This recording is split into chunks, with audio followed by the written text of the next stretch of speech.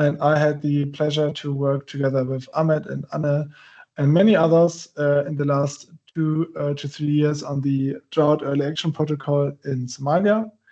And I would hand over to Anne. Hi, everyone. Yeah, not a lot from my side. As Alex said, we've been working during the last years on the Early Action Protocol in Somalia, and I'm at the Highgate as well as technical expert AA. Over to Ahmed. Hi, everyone. Good afternoon. My name is Ahmed Abdi Ahmed. I am anticipatory action project manager for Somali Red Crescent Society. I'm based in Hargeisa. Okay, really quick. So we start with a small introduction of SRCS, and then in this session we will go through basically the whole development story. So starting with advocacy for AA in SRCS, early action, and this will be done by Ahmed.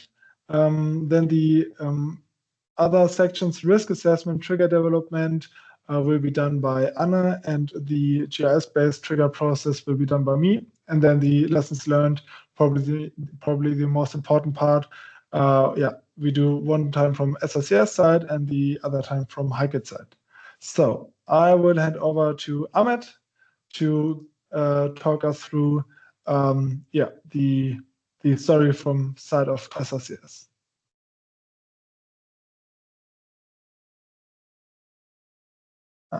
You're still muted, Ahmed.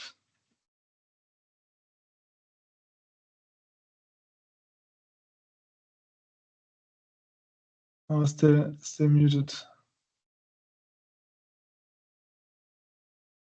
Thank you so much, Alec, for the introductory session. We will go through the overview of Somalia drought situation so that we can see the big picture of how things have been. As we all know that Somalia has been the epicenter of persistent recurrent drought for the past decades. This slide sheds light on the recurrent drought. Since 1965, drought has been consistent threat and worsening conditions. The drought condition in 2010, 2011, 2016, 17, the latest one, which was 2022, they have impacted almost 5.6 million people in Somalia. And in addition to the pre-existing socioeconomic vulnerabilities and conflict and insecurity also exacerbate the conditions impacting by displacing communities further, so that there has been an overlapping of drought conditions as well as conflicts and as well as insecurity, state fragility. That has been what has been contributing and underlying causes of the severe impacts of drought. That's why SRCS anticipatory action or early action protocol aims to mitigate this severe challenge through implementing and undertaking anticipatory actions. Go ahead. Here in 2025, the countries in the Horn of Africa, it has been recently facing, recurrent droughts throughout its history, as we have already mentioned it. As of 2025, Somalia is once again is grappling with the devastating effects of severe droughts. The prolonged dry conditions, consecutive persistent failed rainy seasons have exacerbated by the combination of factors, including what we call climate change, conflicts, economic instability, state fragility. These underlying factors contribute to the long-standing socioeconomic vulnerabilities of the communities in Somalia. They making the most vulnerable region or country in drought. In recent years, as we have already witnessed, there has been consecutive failed where the rainy season is. And the last OND October November rainy season was below the average. That leads to the impacts of what we call like the existing now show water shortages. It also affects what we call like, since our people are agropastoral communities, the agricultural production has been diminished, in addition to the animal fodder and also depletion of or degradation of what we call like pastoral resources, since our people are predominantly pastoralists. Go ahead.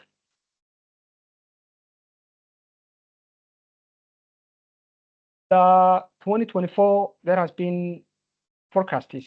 The Climate Outlook Forum, ICPAC has already issued forecasts indicating that the upcoming March, May rainy season will be a below average rainfall. That is why it presents additional challenges and a layer of vulnerabilities to the pre-existing humanitarian catastrophe that has been ongoing in our country. So the outlook, the good rainy season presents below normal rainfall across most of the Somalia, with delayed onset predicted in key agricultural areas.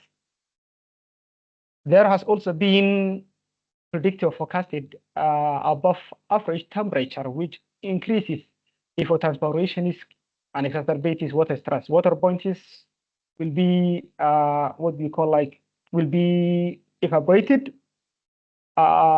reducing what we call like agricultural production, so that the average temperature will be increased. It will also affect what we call like the water point availabilities of water points infrastructures. Therefore, humanitarian needs include food insecurity, malnutrition, displacements are expected to worsen with most vulnerable by affecting the most vulnerable women, children, marginalized groups to be disproportionately affected.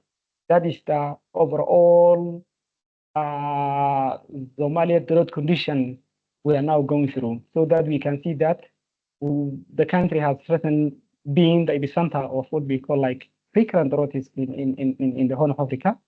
That will be the brief introductory of the drought condition in Somalia. Over to you, Alec. Can I go ahead? Yeah. For the advocacy work, the FPF project, Focus-Based Financing Project, has been launched in 2022 with piloting phase. Feasibility study has been undertaken, and the findings of feasibility study says that the country is very feasible in undertaking or the implementation and building FPF system in the country. From that day on, a lot of advocacy work has been conducted in Somalia, in Somaliland and Somalia as well as. This is what we have done as Somali Red Crescent Society Focus-Based Financing Project team. We have presently been supporting national meteorological and hydrological organizations as well as national disaster management agencies, conducting continuously what we call like Climate Loop Forum. That forum is intended to strengthen the capacity of stakeholders in enabling access to collective interpretation and understanding of the seasonal forecasts. Since credible forecasts are crucial in our anticipatory actions and associated into local relevant information that's used for decision making. The reason for holding this Climate Outlook Forum is all about increasing stakeholders' awareness on the role and importance of climate services. We also intended this forum also serves us as a co-production forum, so that we can produce a consensus-based advisory services per sector on the downscaled forecasts. So the regional one, ICPAC releases, then the national one is all about downscaled one, so that we always produce their consensus advisory services. Next slide, please. We also have established and operationalized national working group on anticipatory actions. The overall goal of making this forum is all about to share and implement common approaches for anticipatory action that will reduce the impacts of disasters and crisis of vulnerable population across the country. Because a lot of partners and actors are now working on undertaking anticipatory action works like WFP, CARE, Save Children, there are a lot. So since Somali Red Crescent Society has been the champion, since we are championing anticipatory action in our localities, that is why we have established this working group. What we are expecting this working group establishment is all about, we should have to enhance the understanding on AA so that all partners can have a common understanding on anticipatory action works, terminologies, implementation frameworks, funding mechanisms, coordinate, and also this forum, national working group forum, will also serve us as a coordination mechanism or platform for anticipatory action, best practices, approaches, knowledge sharing platform. That is what we have also undertaken in terms of advocacy work. Next slide, please.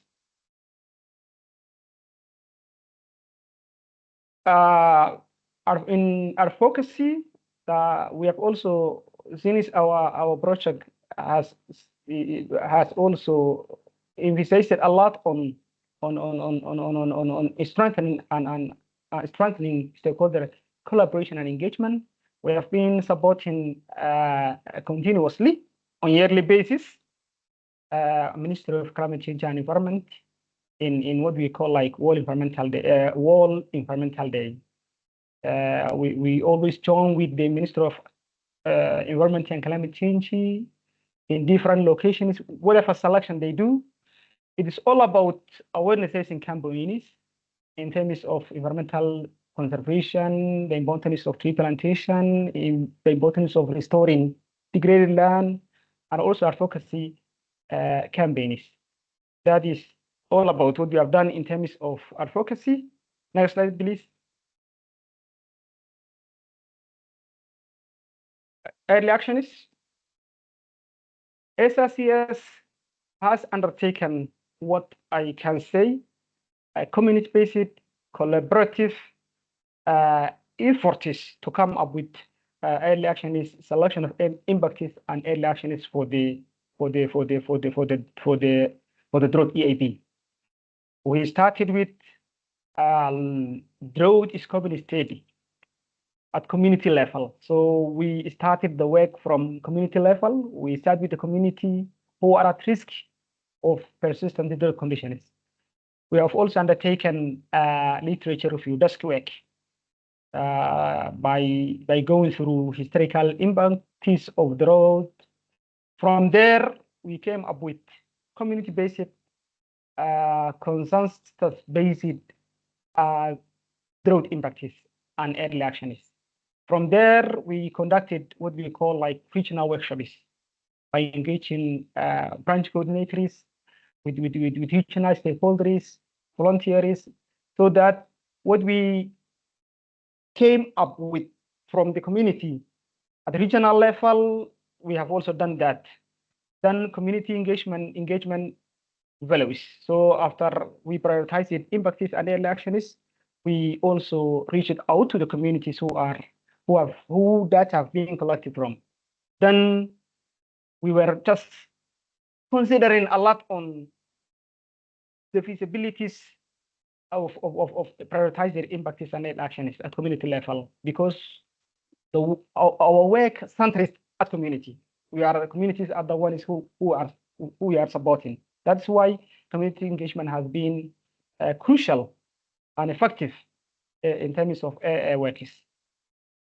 Then from there, we come to the SRCS coordination offices, both Mogadishu coordination and Addis coordination offices. So we held a workshop with senior management so that they can also refine and review the prioritized drought impacts and early actions, so that whatever we prioritize it should have to be aligned with the organization's policies and priorities. So we have used a lot of checklists like early action prioritization, early action selection criteria, which was like saying like feasibility, effectiveness, efficiency, and a lot of stuff. From there, we conducted a workshop with the national stakeholders.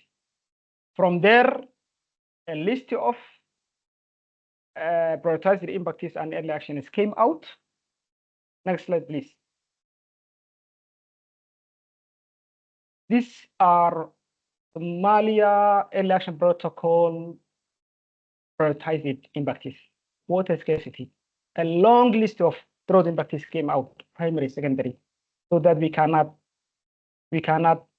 opt and take all the impacts. So due to the budget limit, everything, so water scarcity, drought always affects water scarcity. It leads to water scarcity. So that water scarcity due to the unpredictable rainfall patterns, and we also have in our context poor water harvesting infrastructure. That's why even if we have a flow of rainfall, if there is not fully functional water infrastructure, there will not be any storage. So water scarcity has been prioritized, number one, and food security due to the poor harvests, loss of livestock, and increased food prices. That was the prioritized impacts. The early action is to tackle the prioritized impacts where early warning information communication or early warning information dissemination, along with our first faces the sector. The water, DRM, livestock, agriculture. So early warning information dissemination and advanced research phases SRCS will closely work with what we call national meteorological departments, as well as Ministry of Livestock, Ministry of Agriculture. So they are the ones who are supporting us developing. It is a holistic work, collaborative work, so that multi-purpose cars to tackle food insecurity as well as waterborne rehabilitation to tackle water scarcity. Next slide, please.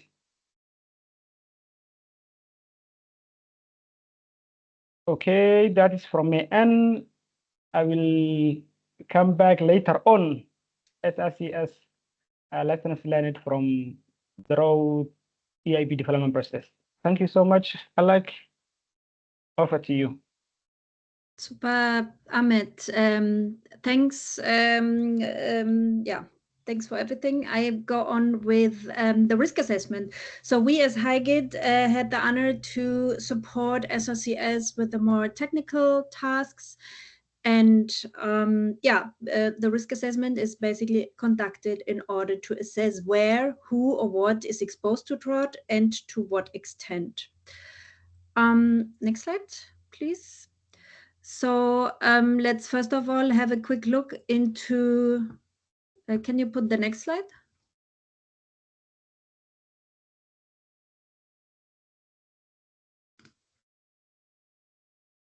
Alec, next slide. Oh, okay, he's gone. What happened? Maybe I can share my slides and so far. Hang on.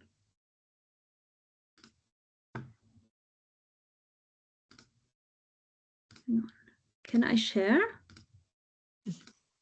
Sorry, I'm back. Yeah, I was just trying to share, but yeah, no problem. No, I cannot share either. Christina, can you let us share our screens?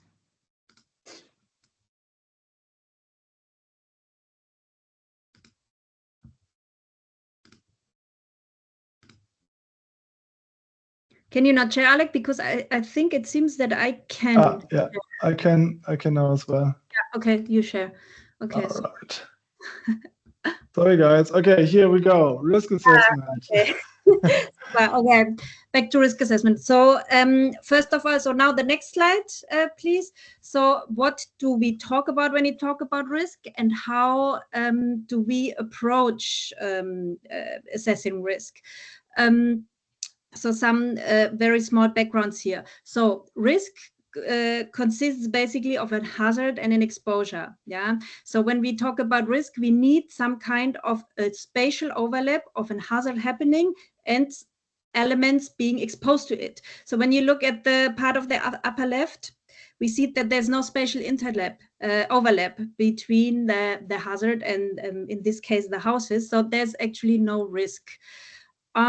And when you look at the figure down there, we see the hazard does overlap with our houses, our people, etc. So this means we do have exposed elements. And in our equation or calculation of risk, we see this overlap we call exposure. Yeah, so our exposure indicator actually already inherently has the hazard in it. So we only look at elements and people that are exposed. And these exposed elements or populations can then be further described by characteristics regarding how vulnerable they are in certain aspects and how prepared they are or what coping capacities they actually have in order to cope with any kind of impact. So let's not look at equations or anything, but these are basically the 3 dimensions we are looking at. And they go in or 1/3 of weight in the equation finally. So the next slide, please. So our workflow to assess risk is quite straightforward.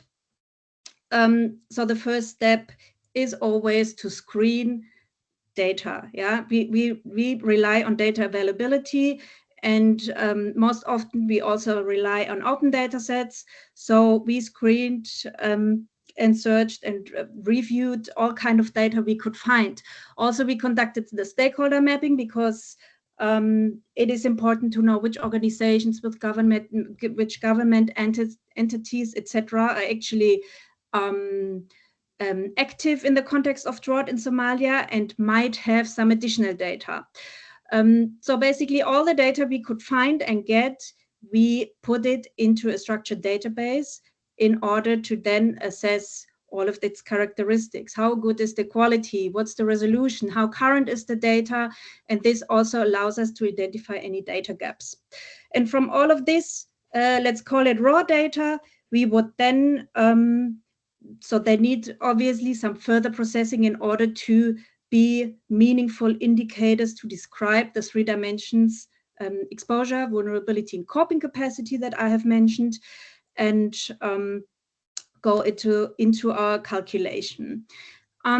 Next step is the indicator selection and weighting, which is quite an important step, because here we as HiGID face the challenge that we need, let's call it the local knowledge. Yeah, so this is a step very closely collaborating with SRCS, because they need, with the knowledge on the ground, they need to decide which indicator is actually important, or which indicator does actually describe vulnerability in our context or coping capacity.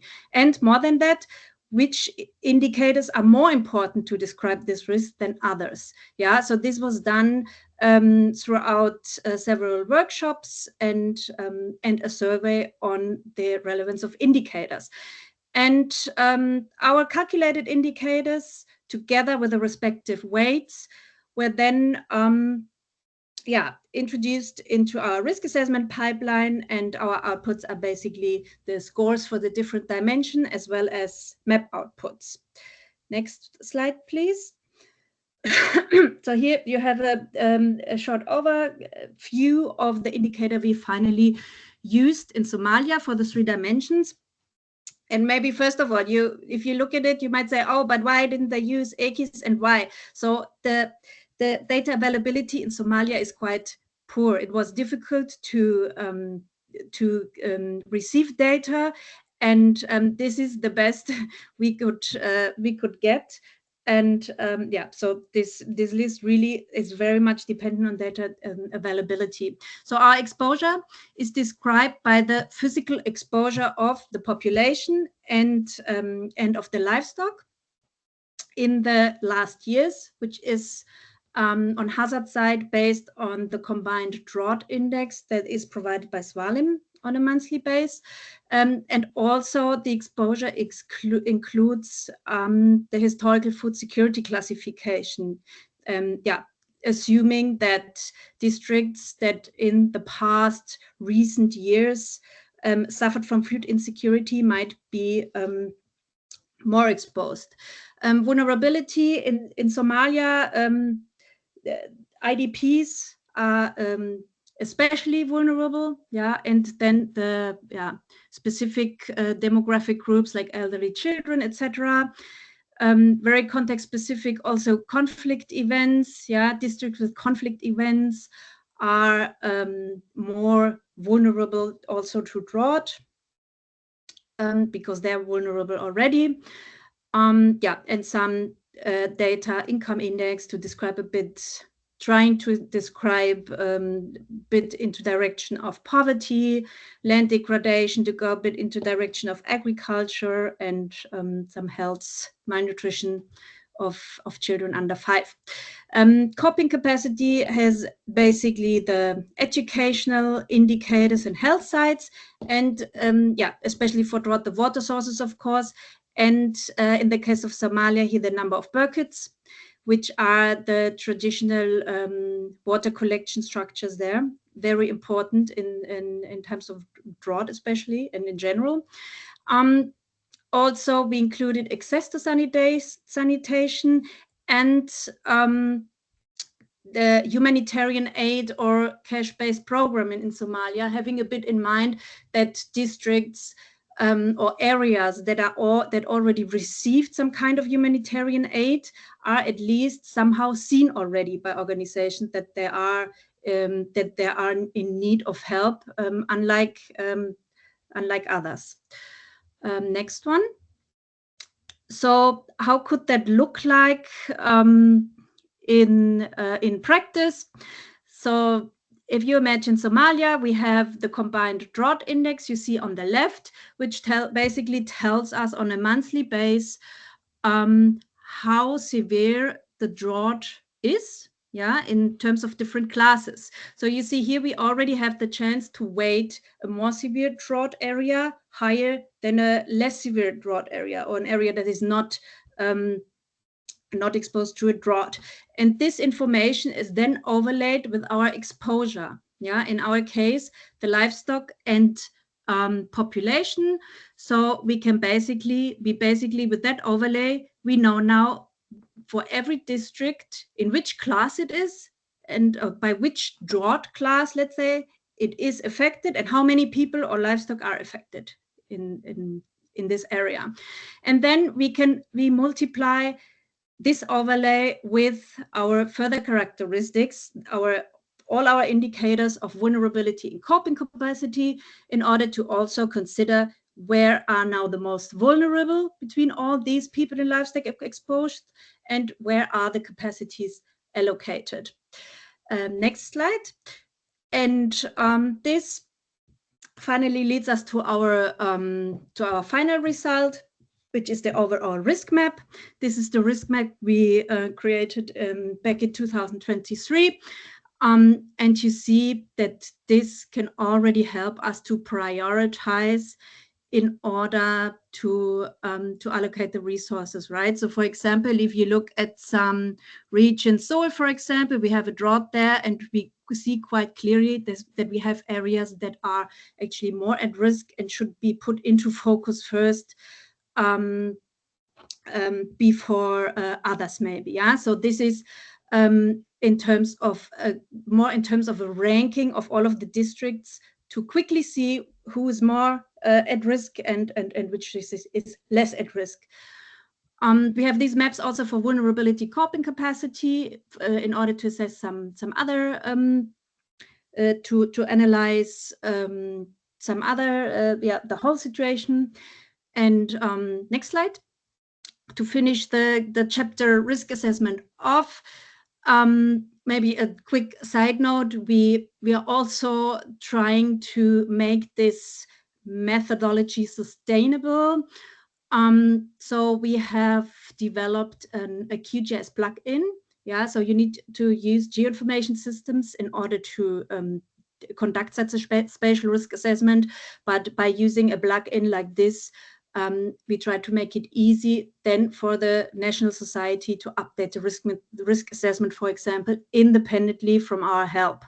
This is experimental at the moment, but we are right now working on a new version of it that hopefully will be published soon. Yeah, then let's dive into the trigger development. Here, maybe as a quick background, back then when we developed this trigger, Somalia actually was in a drought. Yeah, so for us it was quite a challenging situation because we had to develop a trigger in a times of drought in a country that is basically always, or a lot of that, it is chronically dry. And in this moment, it was very difficult to really see the difference between when response actually stops and preparedness starts. Yeah, so this is first challenge. I think drought in general is quite challenging because it's a slow onset. Yeah, how do we decide when it is really a drought we need to act upon and when not? So we finally came up with a staggered trigger. We have two different inputs. So we have one input in order to describe meteorological drought, and another input for the dynamic vulnerability. And to describe meteorological drought, we decided on the standardized precipitation index. By the way, this is a work done by Red Crescent Climate Center as well, as climate experts. And this SPI 12 compares the current rainfall at a certain location to the historical average over the last 42 years in our case. So this really helps. Like, for example, instead of purely using precipitation data, we can account for long-term variability. Yeah, so meaning we can distinguish, or we hope and try to distinguish like that, between a normal or a dry period that would be kind of normal for this kind of season, and a truly abnormal drought condition. Yeah. So the SPI is issued by the ICPAC on a monthly base. And yeah, I mean, you see a bit the values. When we go into negative, the more we go into negative values, the drier will be the situation compared to the long-term average. Next one. Still, we said we also need to consider the dynamic vulnerability, because a drought can happen quite a lot, but are the people really negatively affected? So for the dynamic vulnerability, we use the food security or food insecurity projection data. So I mean, the IPC food security data is a common measure to describe current and anticipated severity of acute food insecurity.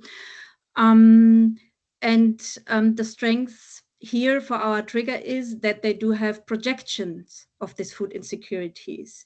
Yeah, so back then we used the FuseNet data, which unfortunately currently is in some problems, but there is the IPC data as well, which is basically the same. And they provide us several times a year with a near-term and a mid-term projection, allowing us to project food insecurity for the upcoming 8 months. Yeah, so this goes from minimal to famine. And yeah, let's look into the next slide maybe. Don't want to get too much into this, but we could not use these food insecurity classes just by class 1 to 5. Why? Somalia is a special case, and you see it on the right. The food security classes, or the classification, does not coincide with our administrative levels. Yeah, and the administrative levels are needed to trigger. We do risk assessment on admin level, and we trigger on admin level. And when you look, we will have here in this example here, we have districts where parts of the districts fall into one classification and other parts in the other. And the nearest solution would be, okay, I divide it by area, yeah? I have 20% of the districts is this, 80% is class 3, so 80% is more, the district falls in class 3. And this brings problems along because we underrepresent small districts, for example, or smaller population groups. And we basically said, somehow we are focusing on people here. So we introduced a population weighted index. Yeah, so this helps us to avoid this bias towards larger districts with larger populations. Yeah, if there are questions, we can talk about this afterwards as well. Next slide. So then the next great challenge is the calibration of the trigger. Yeah, and we calibrated. We had different approaches to calibrate these two data sets. So what you see here is in blue the times we would have triggered. Yeah, so we tried this out obviously for lots of different combinations. In this case, we're showing the combination we finally chose. But in blue, you would see on province level and for the last, I don't know how many years, for the last years that were available, the blue would be the times where we would have triggered in the past. Yeah, this is based on reforecasts. And the red are drought periods where we know there was a drought. And this is a bit how this trigger is calibrated with a data-driven approach, yeah, to see where is the drought and did we kind of trigger this drought, or can we kind of trigger this drought by what did I say? Trigger this drought by fitting it with the thresholds of our two input data. Maybe the next slide.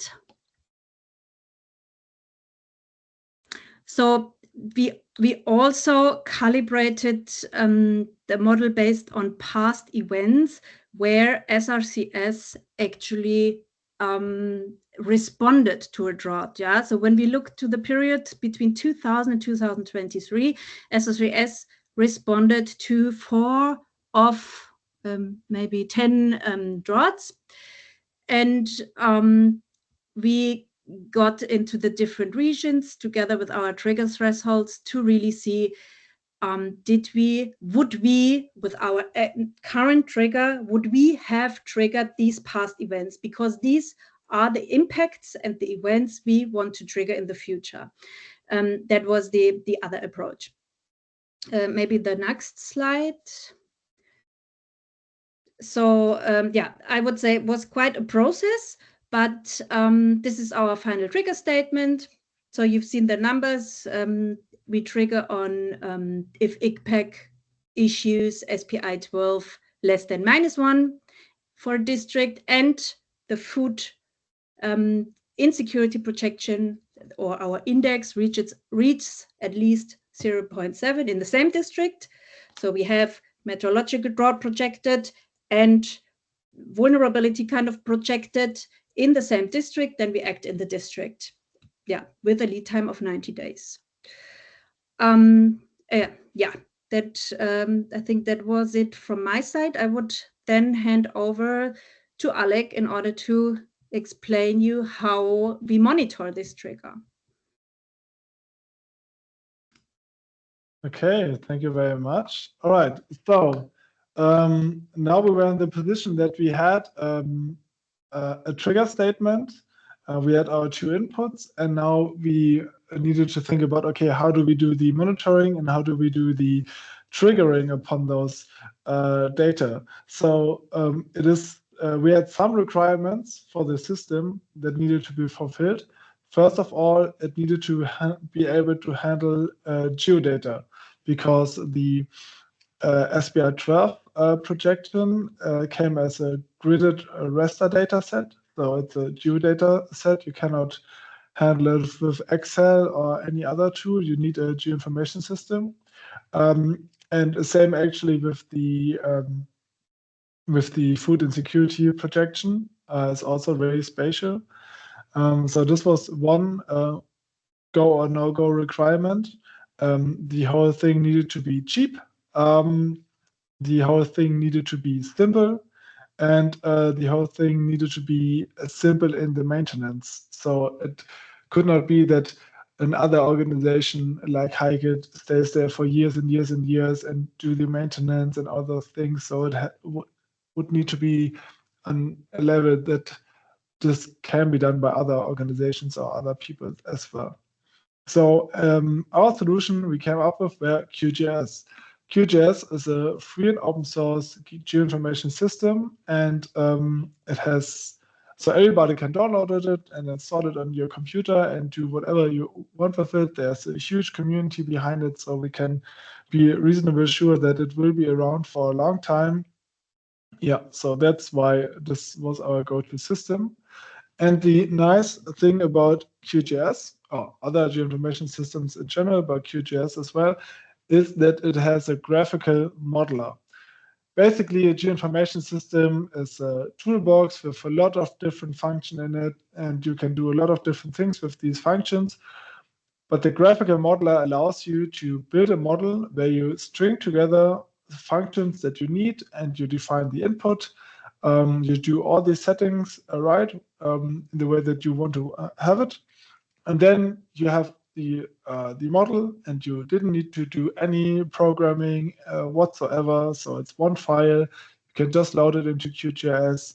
It asks you for the proper input data, and then you can just run it. So this is what we did. We created a simple model that has as required input the SPI12 projection as a gridded raster dataset, and the food insecurity projection as a polygon geodata set. And the outcome was a map that shows the area where the trigger was reached, and with the results from our risk assessment that Anna explained as a background to facilitate basically decision making. So it is a semi-automated process where people still have to go to the internet to download the FuseNet data, or back in the day it was FuseNet data, today we use IPC data. And they have to go to the shared server of ICPAC, where ICPAC uploads the SPI12 projection, download the stuff, load it in the QGIS, load the model, do the settings in the model, basically where you just say, okay, model, this is input 1, this is input 2, and then you click on run. And all the heavy lifting, all the calculation, all the operations is done by the model.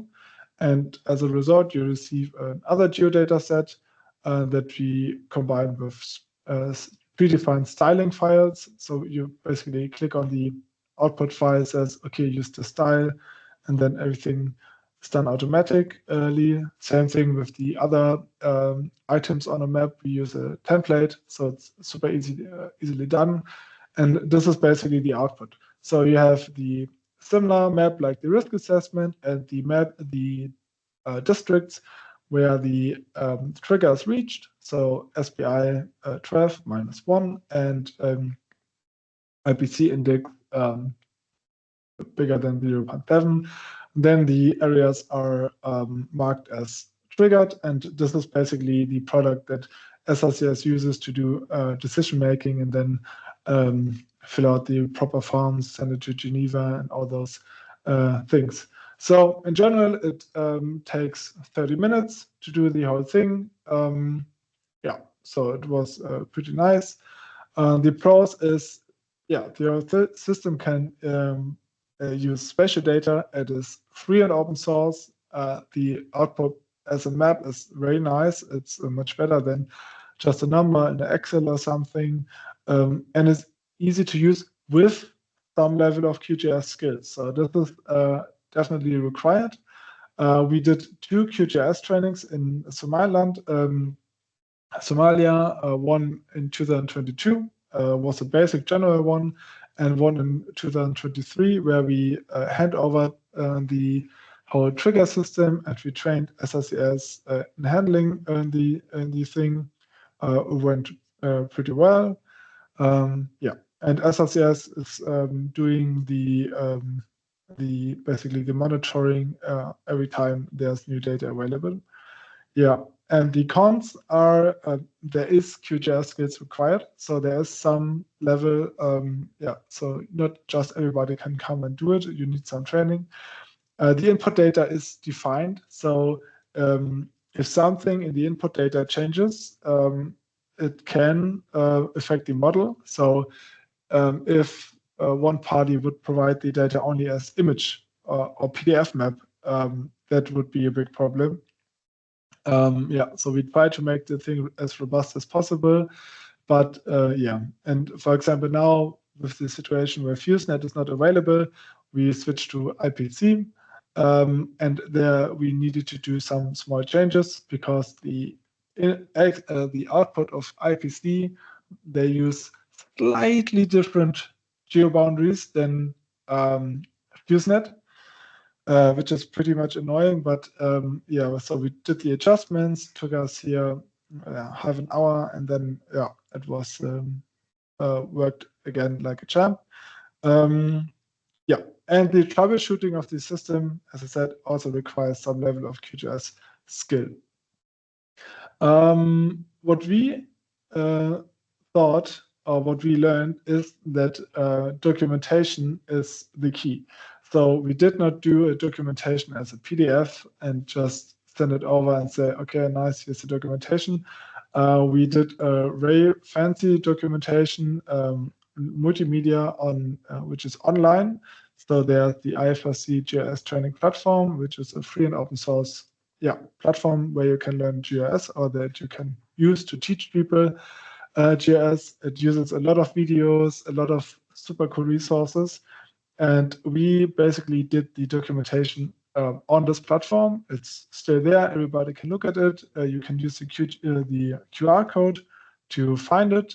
But I think we will also share the link in the follow-up email. And there you have a super detailed step-by-step way how you do that monitoring and triggering process. Every step has a video. There's the data defined where you can find it. Yeah, and we also maintain this. So this platform will be maintained for a long time because a lot of people are using it. And we as HiGit, for example, now when we switched from FuseNet to IPC, we will adjust the documentation also accordingly. Okay.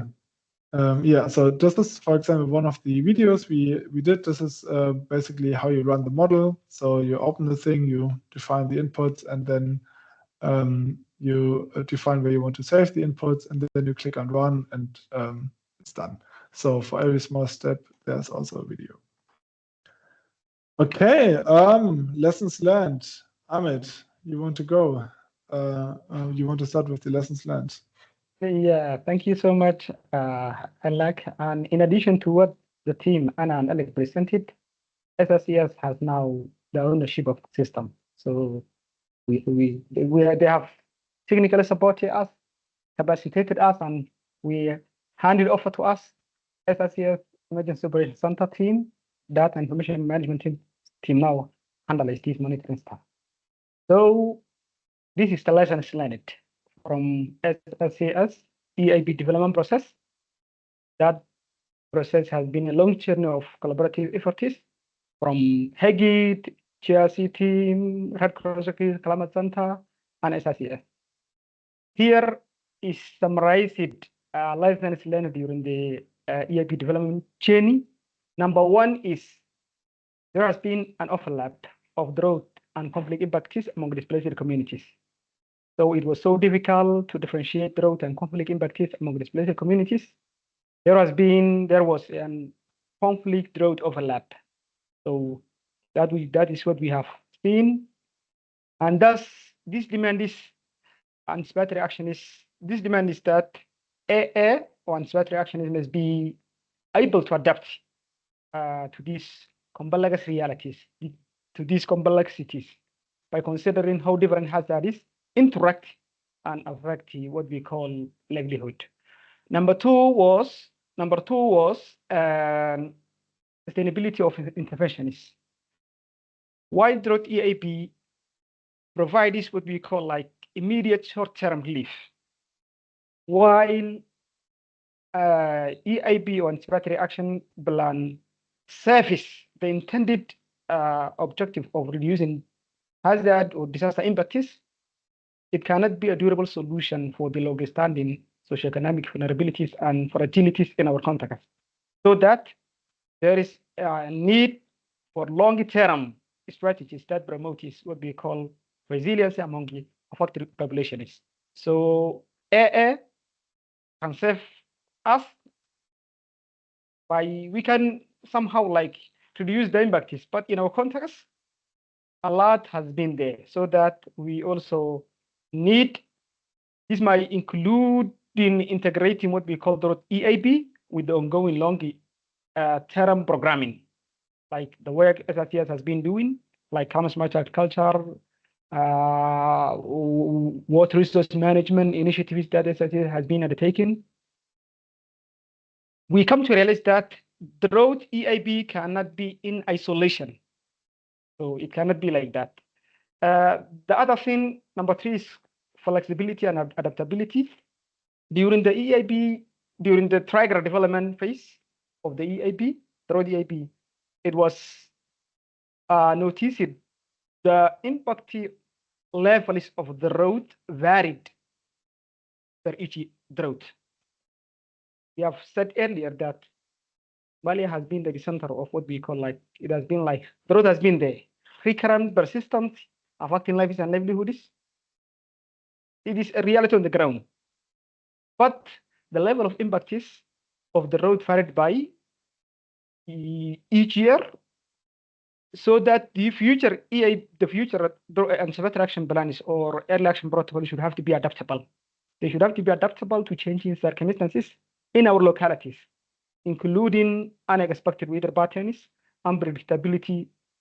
It is now these days normal that we can encounter unexpected unpredictability weather and climate patterns, or socioeconomic factors that might influence vulnerability levels. So that should have to be considered. If forecasts indicate that a higher likelihood of drought, for example, like, but conditions change unexpectedly, the EIB should have to allow adjustments in response strategies. Like that's what we call like stop mechanism. So that number 4 is all about community engagement and local knowledge. We have learned from anticipatory action plan development chain that by involving community members in decision-making process, SRCS, Somali Red Crescent Society, ensured that actions prioritized are culturally appropriate and meet the actual needs of the needy communities. The action is the impact is we prioritize it. The action is we prioritize. You have to be culturally adaptable, social acceptability. So you cannot come up with a desk work. So whatever you prioritize it, whatever action is and impact is action is should have to be culturally appropriate. They should have to serve and meet the actual needs of the affected people during the drought. By doing so, SRCS conducted community level drought scoping study in August 2022. That's where we engaged the communities. So community engagement is very effective. It's foundational when it comes to development. Number 4 is all about monitoring and evaluation. In most cases, during EIB development journey, M&E was not, I can say, to be honest, top priority for us, since SRCS has long been doing a lot of programs and projects, so that M&E staff is not that much big deal. One development and strategy action plan. But our main focus, energy, collaborative work, where what we call like trigger development is. Trigger development has been what we mostly spend on a lot of efforts and energy, and as well as identification and prioritization of impacts and early actions. That is what we were, that is the lessons we learned, that we spent a lot of time, we dedicated a lot of time and energy to the target development as well as identification of early actions and impacts. Later on, when we finalized that, then we conducted a workshop in 2023 to ensure that SRC can be in a good position to assess the effectiveness and efficiency of the anticipatory action taken in the event we trigger our EAB. Number 6 is all about coordination among the stakeholders. Since I've been working on AA stuff for almost now 3 years, through reading these researches, I come to realize that AA needs what we call like government leadership. So coordination, collaboration among stakeholders, engaging government is going to be like, it would make our anticipatory action plan development is worth. So coordination was a bit difficult with the local stakeholders for us because the country has been undergoing persistent recurrent droughts. The country has been undergoing persistent droughts and crisis. People were going through a lot of crises while we were spending a lot of time and energy and enthusiasm on developing an anticipatory action plan. People were saying, what are you anticipating? We are, even the government, they were saying like, oh, you're developing anticipatory action, something like that. The road is here. What do you have? That was a little bit, it hinders. It has hindered our efforts in terms of coordination. So that it was a bit difficult, but later on, key responsibilities were established with the National Meteorological Department, Ministry of Livestock, Ministry of Agriculture, Somalia Information Management Center for Land and Water Resources, to ensure that all parties were informed about the trigger as well as the planned anticipatory action plan. So we finally come to manage and make that kind of coordination mechanisms and formats. That's why we established what we call like a working group. Next slide, please.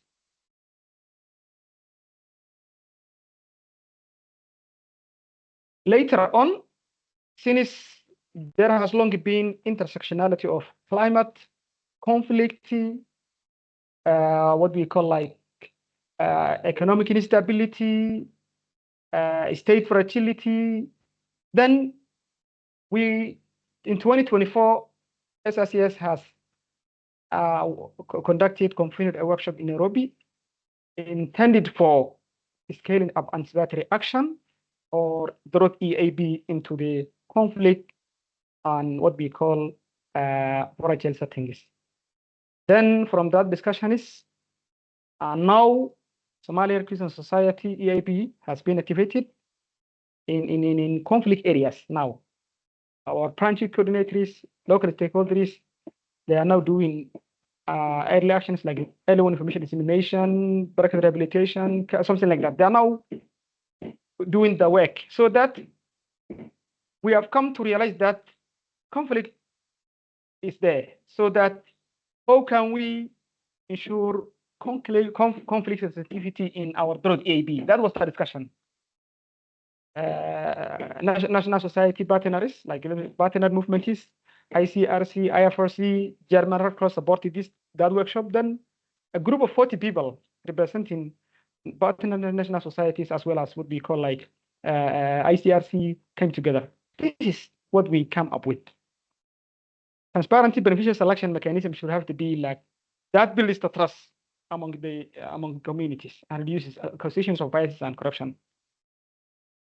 We also have come to realize that since conflict or civil unrest has been there, to ensure that our EAB, the Drought EAB, is conflict sensitive, we should have to spend a lot of time and energy on understanding local contexts and dynamics. So we do have a wide range of networks and volunteers. Utilizing the word SRCS branch networks will enable SRCS to understand socio-political landscape, the volatility we have been going through, historical grievances in our context, existing tensions among different community groups. We have come to realize that this will provide insights into the potential conflict trigger related to the resource allocation during the drought. Next slide, please. Next slide. Inclusive stakeholder engagement. Identifying key stakeholders, including local communities, government agencies, NGOs, other relevant parties such as ICRC, which has the mandate of conflict settings. Engaging and collaborating with these stakeholders ensures that diverse perspectives are considered. Because if you engage them, then you can easily implement it in conflict areas or conflict sensitivity training is for SSCS staff. So since we are conflict-prone areas, we propose that partner national societies to support the training is capacity building of Somali Red Crescent Society staff and volunteers to enhance their capacity and capability and ability to recognize potential conflicts arising from our program and interventions. We also have come to realize that expansion of drought readiness activities to SRCS conflicted areas. There should have to be an expansion of readiness activities in conflict-related areas. That has been what they also proposed. I think next slide, please. That's all from my end. I think I've captured something. Over to you, Alec. Thank you very much, Ahmed. Really insightful.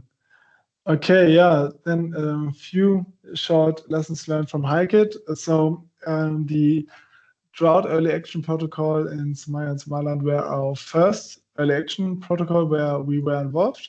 Since then, we are involved in many more and yeah, collected much more experience.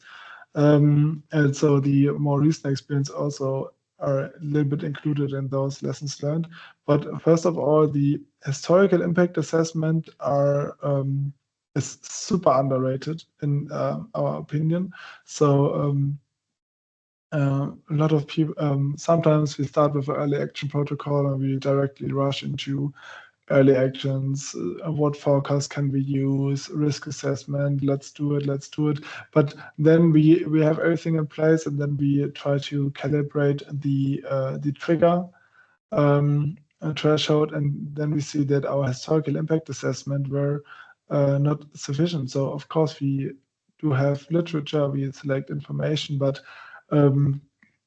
we did not come up yet with an approach to do a historical impact assessment in a spatial way with a proper resolution, maybe on district level, where we can do localized triggers, where we have a trigger thresholds, because now we have trigger threshold for whole of Somalia, which is okay, it works, but probably it would be better to have thresholds for each region or each district based on the historical impacts. So there we definitely the AA community has to come up with a better idea. Countrywide risk assessments are spatial risk assessments are not rocket science. So this was our first risk assessment that we did in this way, and it worked super good enough, I would say. So even though in Somalia there's not data in abundance, but there is data. There's data that can be used as good proxies for different things. And so I encourage people to embark on the journey to do a spatial risk assessment, because it will allow you to make much better decisions when it comes to triggering.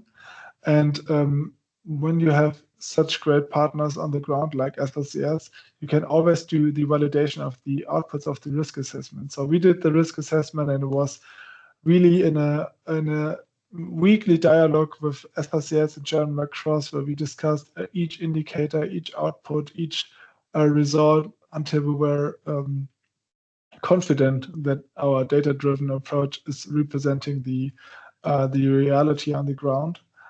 So this was worked pretty well in our opinion. And then the last big thing is that for the monitoring and triggering, you do not need super expensive software, geoinformation systems, or have to pay somebody to program a super fancy thing. There are time and places for such approaches, but in our experience, for the most use cases, and especially in this one, free and open source is super good enough, and you can save a lot of money by going this way. So yeah, this approach worked really well for us. Okay, that was our presentation. Now we have a lot of time, 20 minutes for questions, which is super cool. So whoever has questions, you can drop it in the chat, or just switch on your mic or raise your hand. Yeah, and then we are here for you for 20 minutes to answer all your questions.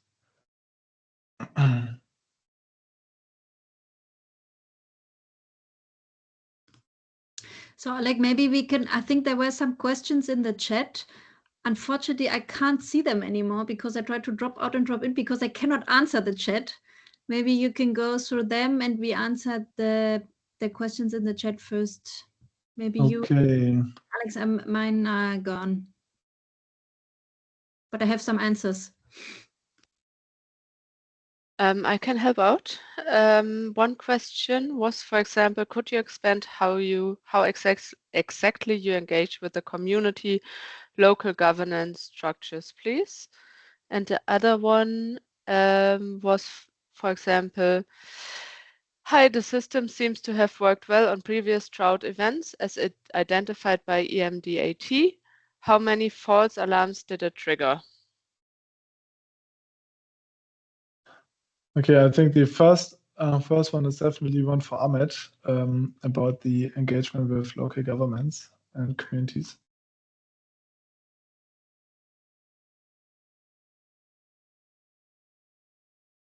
Okay. Can I go? Yeah. Thank you so much for the community engagement and placing the work we have been doing at the center of community. Somali Red Crescent Society has a very strong presence in the country. We do have fully functional, operational 18 branches. So we do have a bullish of volunteers. So before the launch of this anticipatory action project, we have long been closely working with community. So they know us very well. The areas we collected data from are the areas we have long been working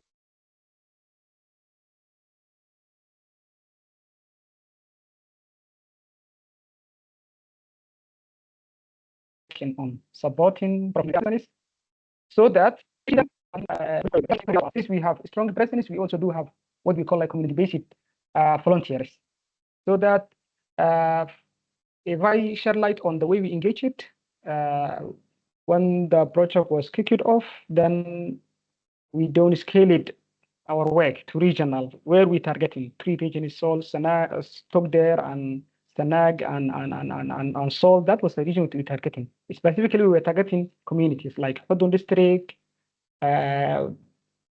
specific Puro, Eregabo. That was. So engaging them was not that difficult for us because we do have strong presence. We do have good collaboration with the communities. We have long been working for them. For the stakeholder regional ones, we do have regional coordinators in different government entities like National Meteorological Department, as well as Ministry of Agriculture, Environment. They do have regional coordinators.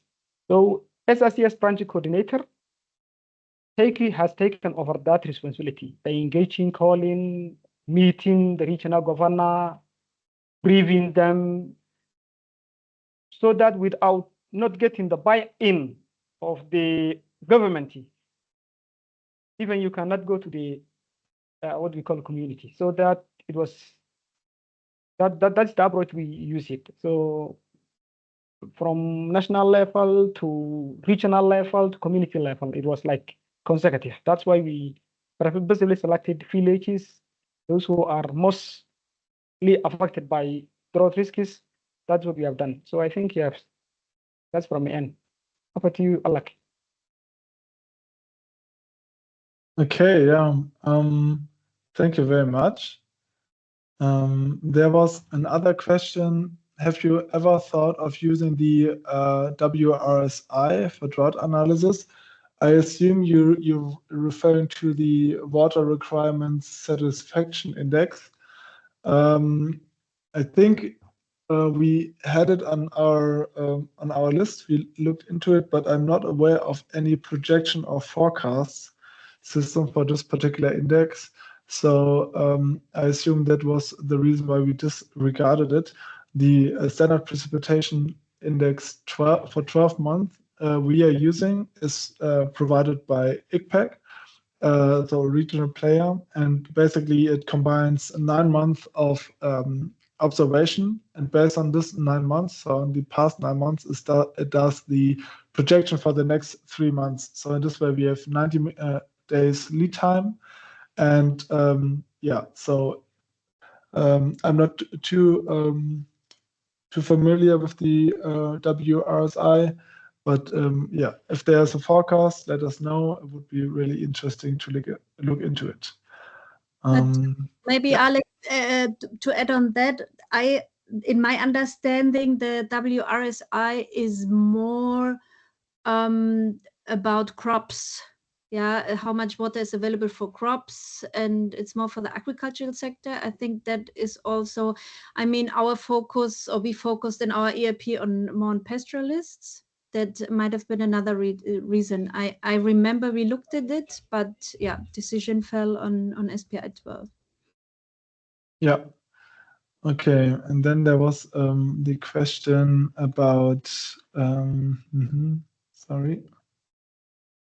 About the false alarms as far we had with our approach. So since the early action protocol is operational since 2023, there was not too much time to do any false alarms, and we triggered this year. So we did not have any false alarm, but the system is not running for a long time. Yeah, maybe if anybody else has to add something to this.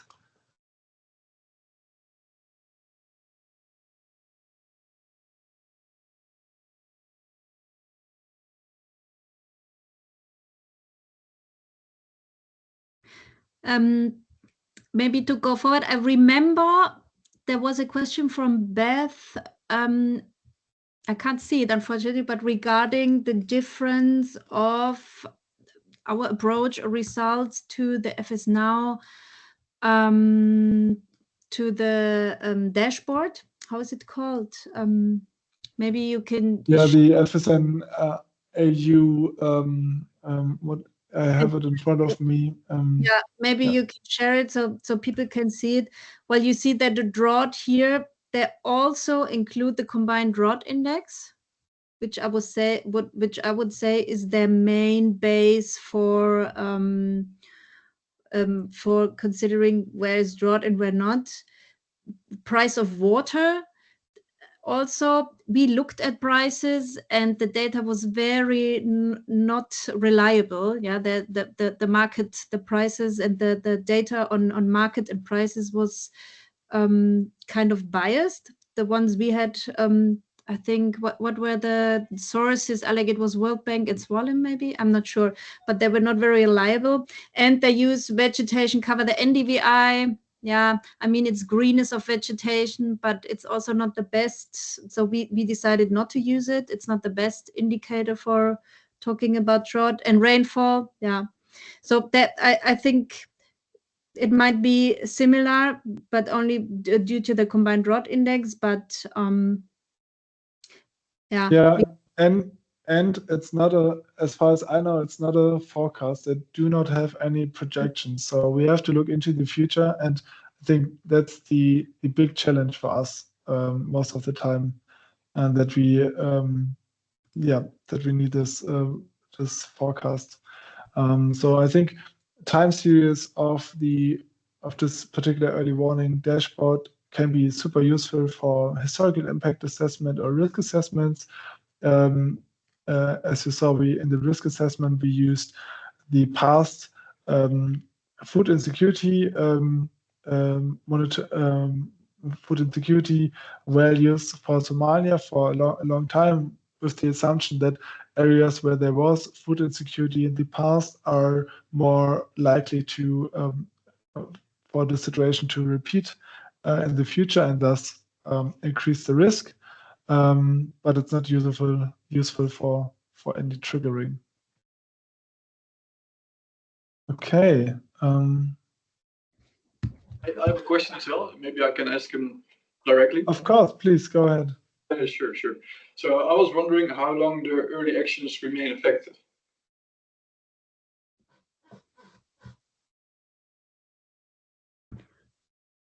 Ahmed, do you want to answer that one?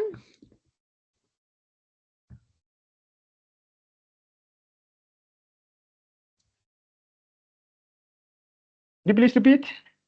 Yeah, sure. So I was wondering how long the early actions remain effective, because once you have triggered, there should be, I think, some time before you can trigger again for a region. And I was wondering how long that would be. Yeah, you are saying how you measure the effectiveness and efficiency of early actions undertaken after activation. You mean that? Yeah, how long they remain effective? Yes. Yeah. We activated our EAB in February, late January, February. So we have now finalized early warning information dissemination and advisory research phases. So we do have, since Drought is low onset, we do have implementation time frame of 6 months. So 6 months. 3 months will be the time we have now. Within that 3 months, we are going to implement the early warning information dissemination, multi-purpose cache distribution, as well as water point rehabilitation. So after we undertake within 3 months early action activities, then the next 3 months we'll be evaluating the effectiveness and efficiency of the anticipatory action or the activated EAP. So now we are now undertaking the activities. So we cannot go for evaluating the effectiveness and efficiency while not finalizing activities. So we are now in a implementation of anticipatory actions stage.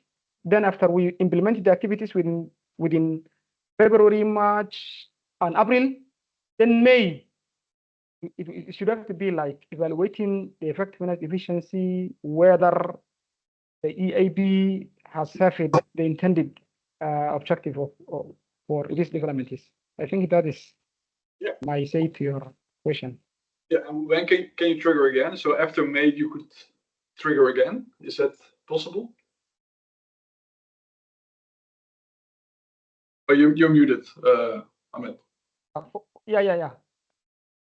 We have now active. It's now active. So we do have implementation time frame of 6 months. 3 months will be the implementation of anticipatory actions. So our EAB is now active 1 month, only February. We have now finalized early warning information dissemination and advisory services with the support of Med Department, Ministry of Livestock. We have finalized that one. In March, they're now doing what we call like market rehabilitation. Market rehabilitation is now underway. Procurement has been done. Within March, we are going to do concurrently water point rehabilitation as well as multi-purpose cache distribution. By April, at the end of April, we will be in a position as per our plan, the finalization of anticipatory action implementation. Then from May, we cannot once again reactivate our EAB. Now we should have to do evaluation. We should have to see, like we do have M&E plan for the EAB. We'll be doing assessments. We'll be in whether activities, early action activities conducted have served the intended job, how they were effective, efficient, how far they have served the intended way of, have they reduced the impacts. Then from there, we will be, from that monitoring and evaluation, then we will be having a very big workshop, which will be saying EAB implementation, activation, lessons learned workshop, by engaging branches, coordinators, as well as governments, as well as SRCS senior managements. Then from there, lessons learned will come out. Then that lessons learned will be also incorporated into the EAB, and then it is going to be resubmitted to the IFRC. So that is the way things are. And we also have a question. So we were wondering, okay, the trigger is set when the SPI is less than -1 and the IPC is higher than 0.7. But how exactly are those values determined? On what is it, on an analysis or on an optimization model? How is the threshold determined? Yeah, as already Alec mentioned it in his session, they have already developed a QGIS model. That model for monitoring drought risks. That model utilizes two data sets, two indicators: data from ICPAC, SPI12 data, which ICPAC produces monthly. It is monthly productive of ICPAC, along with the Usenet, the quarterly release IP's food insecurity projections. We use that two data sets. We utilize QGIS model. We do have a technical staff capacitated by the Hege team. Alec and Anna and that team have capacitated so that they do in our emergency operations center. So that analysis produces what we call like intervention map, where which area, which districts has met the predefined threshold or triggers. So it is all about technical. So we are now having that capacity in our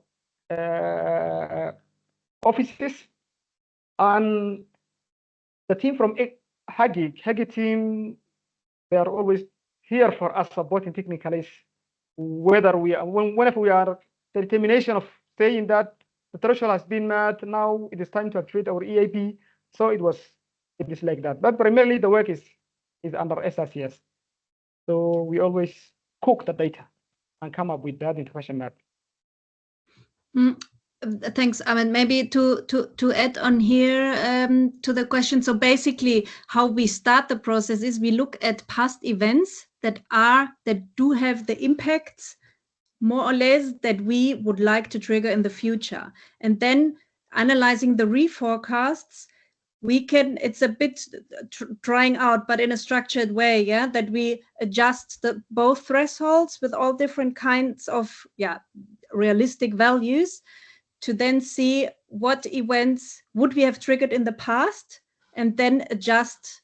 It's a structured way, but still trying out lots of strict different thresholds, their sensitivities, and matching them on the event and the impact we want to trigger. Sort of research on historic analysis. So multiple thresholds trying on historical analysis and evaluating their performance. Exactly, yeah. Okay. Clear. Thank you. Yeah, maybe let me share my screen really quick. I can show some of our old figures here. So this was basically one of the figures we used to see. So everywhere you have a exclamation mark, there was this was the SPI 12. Only the SPI 12 basically triggered. So here with this method, we did a lot of iterations until we found like the threshold where we have the as minimal as possible false alarms, positive as well as negative, and come up with a proper hit rate. And this had to be done in combination also with the food insecurity classification, where we did not have a super long time series because it is not provided in a machine readable format for a long time. And then regarding the input data set, so this is basically the data set we received from ICPAC, SSES receives from ICPAC, and then the guys, so this is just a visualization of it. So this area, the blackish area, this is from last month. Now this month, it's basically below 0.1, and above it we have the IPC data. So the 1 and the 2 are not relevant for us, and other than that, we have the area here that is in level 3, which is relevant for us. So, and then we have basically the overlays here, and just in combination with the administrative boundaries. We can we come up with the trigger in the end. And maybe. Yeah, it really helps, this explanation. All Thanks. right. Okay, more questions?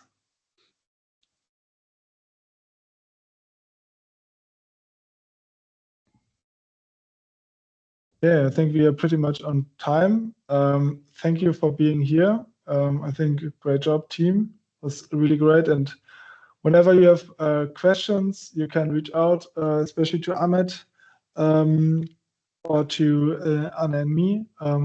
We as HiCAT, we are also an organization. Our mandate is to support humanitarian actors with everything around geoinformation and open data. So if you have any needs, something, just let us know and we can see if we can help. And I think Christina will send a follow-up email in the next days, so there we can share some material with you as well, and the recording will be available on YouTube soonish. Okay, maybe some last words from your side, Ahmed. Yeah, thank you so much for joining us here in this lessons learned session. It has been an opportunity for all of us, for me, for the SRCS, on behalf of SRCS, to have such kind of community conversation, like sharing lessons learned, the best practices, what went well. We all are struggling our best to serve best in our at-risk communities. So I'm also so happy on behalf of SRCS, and my appreciation goes to the General Red Cross, HEGI team,